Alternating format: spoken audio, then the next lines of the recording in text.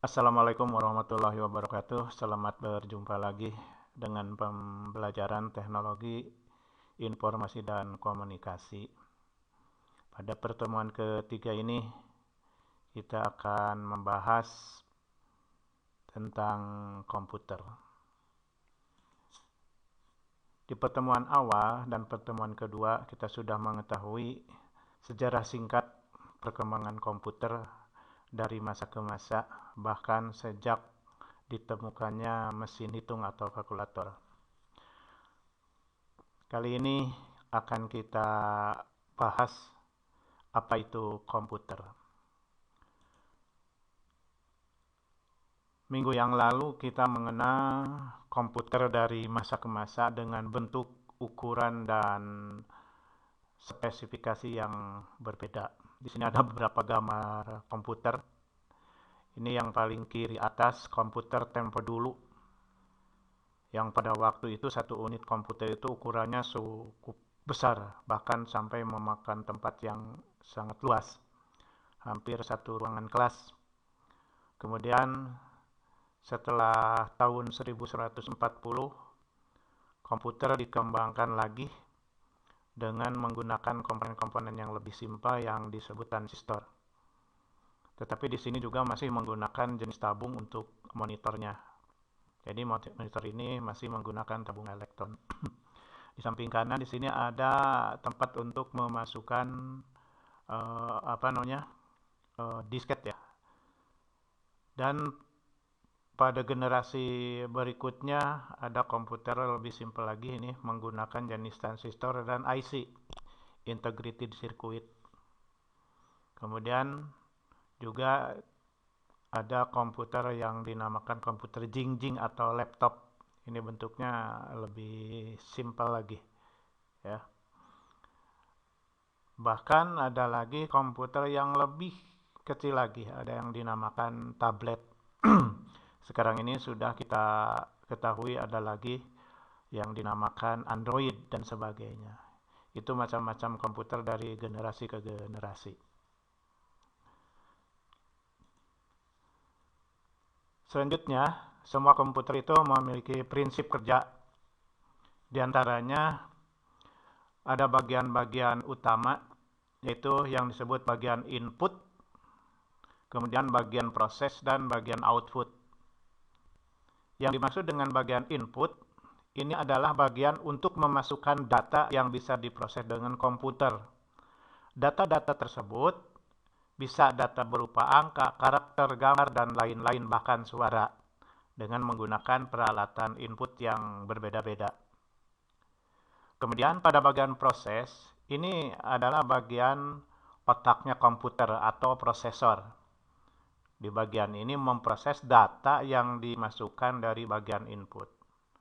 Nah, setelah diproses selanjutnya data tersebut dikeluarkan atau dikeluarkan di bagian output. Ini data yang dikeluarkan tergantung hasil pemrosesan. Ya, ada yang berupa angka, karakter, gambar, suara, dan lain-lain. Ya.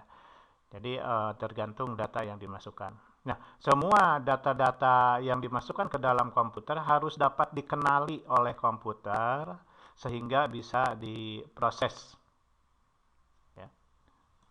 Baik.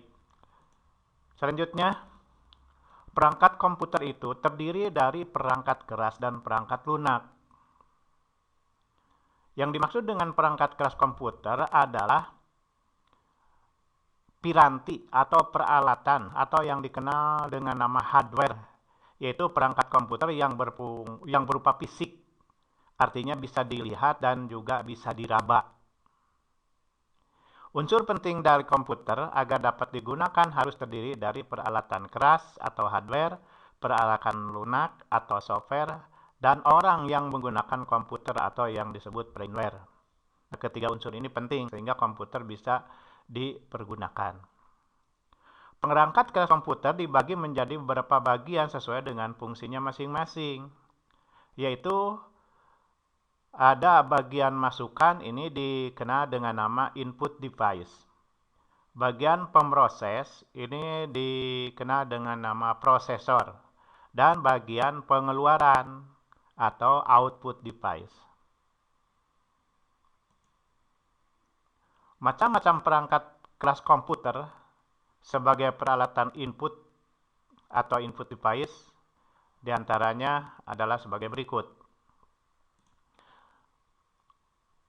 Perangkat input device, perangkat peralatan masukan, yaitu peralatan yang digunakan untuk memasukkan data bentuk data digital yang akan diproses oleh komputer dengan tujuan menghasilkan informasi yang dibutuhkan dan dapat diproses oleh komputer.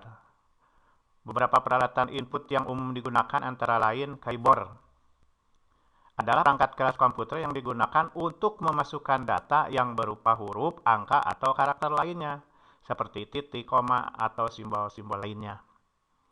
Nah, keyboard ini bentuknya seperti ini, atau yang disebut dengan papan ketik lah. Alat ini berfungsi untuk memasukkan data, angka, kata, karakter, simbol, dan sebagainya. Ini dinamakan keyboard. Jadi kalau kita ingin membuat suatu kalimat, maka alat input datanya adalah keyboard. Selanjutnya, mouse. Mouse ini merupakan peralatan masukan yang berfungsi untuk menggerakkan pointer di layar untuk menjalankan ikon perintah atau program yang tampil pada layar monitor. Jenis mouse antara lain ada serial PS2 dan USB. Ini perbedaannya pada soket penghubung dari mouse kepada motherboard atau kepada CPU. Bahkan sekarang ada lagi dengan tipe Bluetooth, tidak menggunakan kabel. Itu fungsi mouse. Beberapa hal penting di dalam penggunaan mouse, ini adalah ada istilah-istilah yang disebut dengan klik.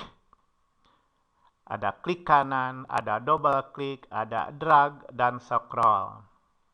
Yang dimaksud dengan klik yaitu menekan dengan singkat tombol mouse sebelah kiri.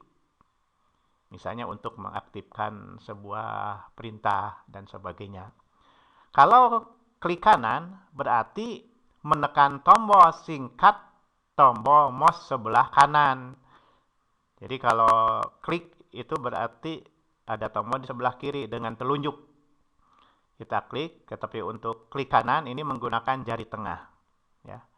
Demikian juga double klik, yaitu menekan tombol sebelah kiri 2 kali dengan singkat. Jadi kecepatannya ada trik-trik gitulah untuk double klik.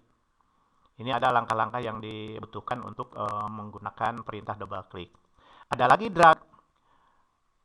Drag yaitu menekan sambil ditahan tombol mouse sebelah kiri dan mouse digerakkan sesuai dengan kebutuhan. Gerakan ke kiri, kanan, atas, bawah, bahkan diputar. Kemudian ada lagi tombol scroll.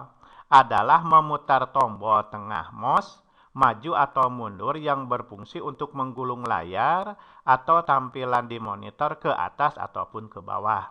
Ya. Ini beberapa istilah-istilah dalam penggunaan mouse. Selanjutnya, ada alat input yang disebut scanner, ya, atau sebagai alat pemindai. Merupakan peralatan masukan yang berfungsi untuk mentransfer atau mengkonversi gambar, foto, teks manual.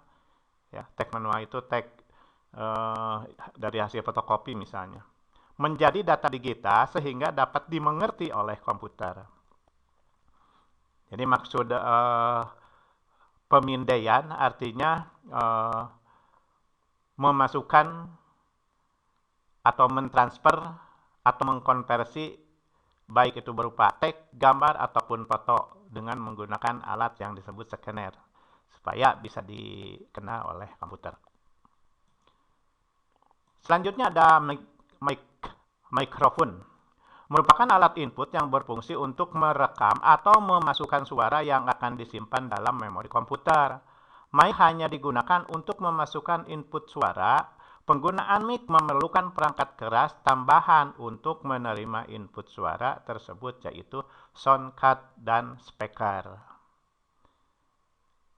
Saya yakin kalian sudah tahu mikrofon seperti inilah gambarnya. Jadi suara bunyi yang kita keluarkan dari mulut itu diubah dengan mikrofon ini. Jadi getaran-getaran bunyi itu diubah menjadi getaran digital. Artinya bunyi diubah menjadi listrik merambat melalui kabel mikrofon. Ya. Selanjutnya, kalau sudah diubah menjadi bentuk digital, itu bisa dikenali oleh komputer. Ya, kalau sudah bisa dikenali oleh komputer, bisa diubah, artinya diedit, bisa lebih bagus atau lebih jelek. Contoh misalnya kita merekam suara halo 1, 2, 3. Suara asli seperti itu. Diolah dengan komputer bisa diberi efek misalnya. Ya. Suara tadi jadi ada gema, ada pantulan. Halo, halo, 1, 1, 1, 2, wah, wah, dan sebagainya. Itu diolah. Seperti kita ketahui bahwa komputer itu adalah alat atau peralatan yang bisa digunakan untuk memanipulasi data yang sebenarnya. Bisa lebih bagus atau bisa lebih jelek. Demikian. Ini salah satu contohnya mikrofon.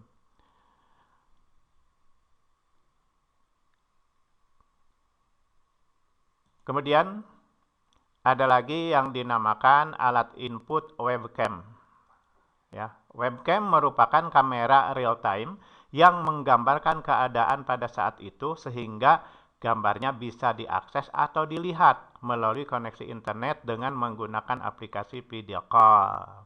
Ya, di video call ada webcam atau kamera biasa, itu hal-hal yang memang berupa video atau foto yang dimasukkan ke dalam komputer, jadi melalui webcam atau kamera biasa.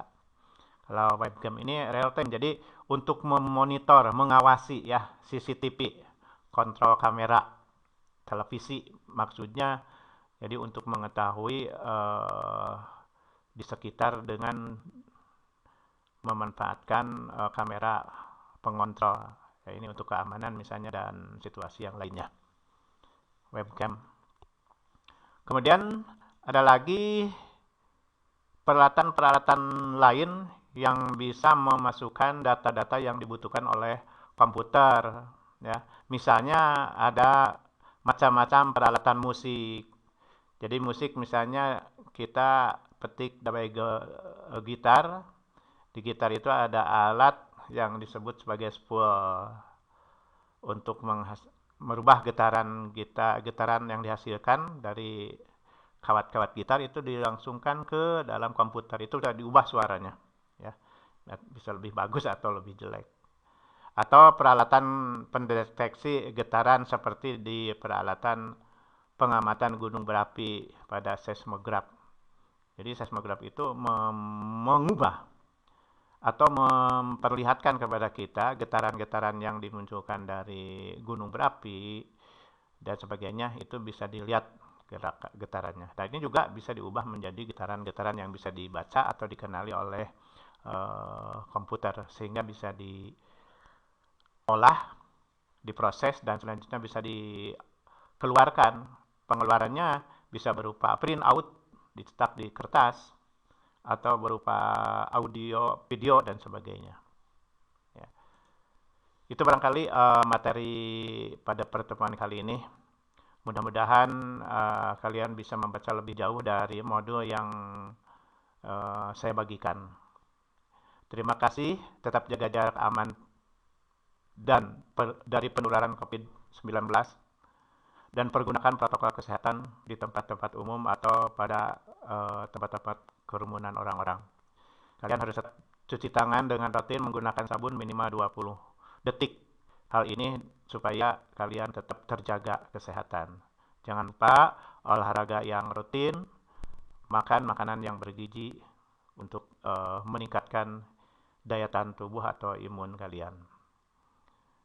Sekian, terima kasih atas perhatiannya. Mudah-mudahan kalian bisa membaca lebih jauh dari materi-materi lain yang ada di internet, atau bisa berkomunikasi melalui WA atau telepon yang saya tampilkan di sini apabila ada hal yang perlu ditanyakan.